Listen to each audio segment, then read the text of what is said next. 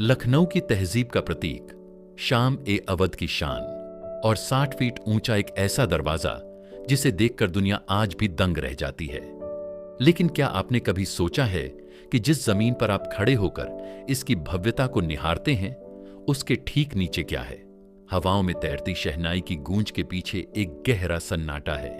लोग कहते हैं यहां वो रास्ते हैं जो सीधे दिल्ली और फैजाबाद निकलते थे।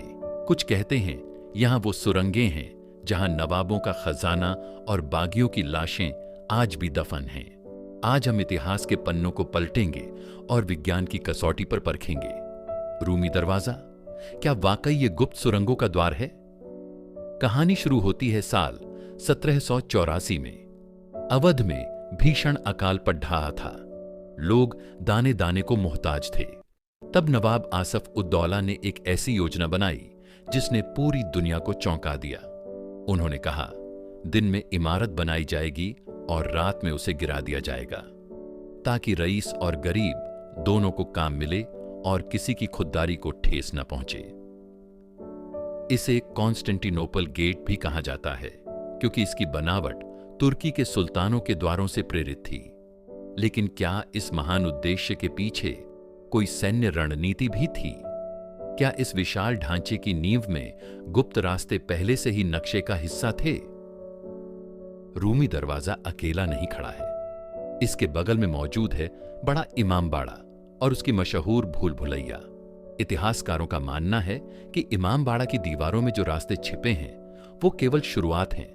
जानकारों के मुताबिक लखनऊ की नवाबी इमारतों के नीचे सुरंगों का एक पूरा जाल नेटवर्क बिछा हुआ था। ASI भारतीय पुरातत्व सर्वेक्षण भी मानता है कि सुरक्षा और आपातकाल के लिए ये रास्ते बनाए गए थे। लेकिन सवाल ये है कि क्या रूमी दरवाजा उन सभी सुरंगों का कंट्रोल सेंटर या मुख्य द्वार था? असली रहस्य गहराया साल 1857 में, जब भारतीय क्रांतिकारियों ने अंग्रेजों की नाक में दम कर दिया था। कहा जाता है कि विद्रोही इन्हीं गुप्त रास्तों का इस्तेमाल कर अचानक गायब हो जाते थे। अंग्रेजों को इन सुरंगों से इतना डर लगने लगा कि उन्होंने जीत हासिल करने के बाद लखनऊ की कई पुरानी इमारतों के रास्तों को ईंटों और चूने से हमेशा के लिए सील कर दिया। किस्से कहानियों की माने तो कई दशक पहले कुछ खोजी दल इन सुरंगों के अंदर गए थे, जो कभी वापस नहीं लौटे। क्या वहां ऑक्सीजन की कमी थी, या वो रास्ता किसी ऐसे कालकोठरी में जा मिला जहां से बाहर आना मुमकिन नहीं था? हालांकि इन कहानियों के कोई लिखित सबूत नहीं मिलते, लेकिन लखनऊ के बुजुर्गों के पास आज भी वो डरावने किस्से मौजूद हैं। आज के दौर में GPR ग्राउंड पेनिट्रेटिंग रेडार जैसी तकनीक से जमीन के नीचे की हलचल का पता लगाया जा सकता है।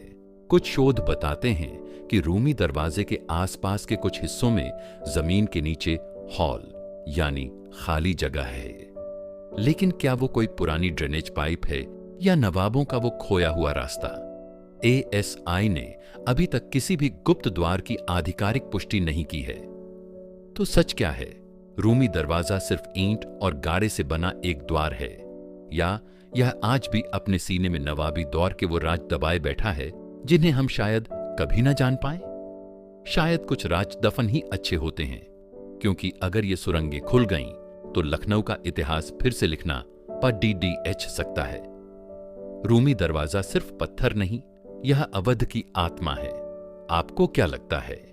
क्या आपने कभी इन गलियों में किसी अनकही आहट को सुना है? कमेंट्स में अपनी राय जरूर बताएं।